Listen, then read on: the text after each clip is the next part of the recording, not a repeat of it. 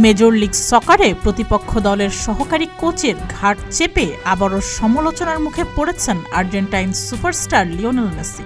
এমন আচরণের কারণে জরিমানা গুনতে হয়েছে মেসিকে। যদিও কত টাকা জরিমানা দিতে হয়েছে সেই অর্থের পরিমাণ গোপন রাখা হয়েছে। ঘটনাটি ঘটেছে নিউ ইয়র্ক সিটির বিপক্ষে ম্যাচের পর। নিউ ইয়র্কের রেফারি অ্যালেক্সিস দা সিলভার সঙ্গে বাকবিতণ্ডার কারণে মেসি হলুদ কার্ড দেখেন।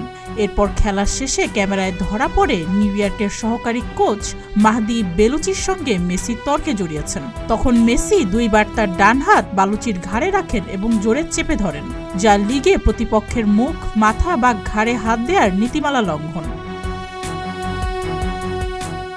এরপরই মেসিকে নিয়ে সোশ্যাল মিডিয়ায় সমালোচনার ঝড় শুরু হয়, কারণ মেসিকে মাঠে মেজাজ হারাতে তেমন একটা দেখা যায় না। তবে গত কয়েক মাস ধরে খেলার মাঠে যেন নিজেকে একেবারেই নিয়ন্ত্রণ করতে পারছেন না আর্জেন্টাইন এ মহাতারকা।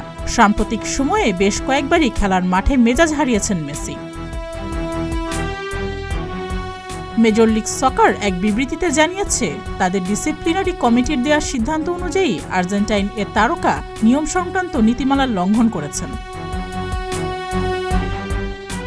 একই ম্যাচে নিউ ইয়র্ক ডিফেন্ডার পার্ক রিসার ঘাড়ে হাত রেখে জরিমানার মুখে পড়েছেন মেসির সতীর্থ লুইস সুয়ারেজও। মৌসুমের উদ্বোধনী ম্যাচে নিউ ইয়র্কের সঙ্গে ২-২ গোলে ড্র করে মাঠ ছাড়ে ইন্টার মিয়ামি। সেখানে স্টপেজ টাইমে সতীর্থ তেলাস্কা সেগোভিয়ার সমতাসূচক গোলে মেসি অ্যাসিস্ট করেছিলেন।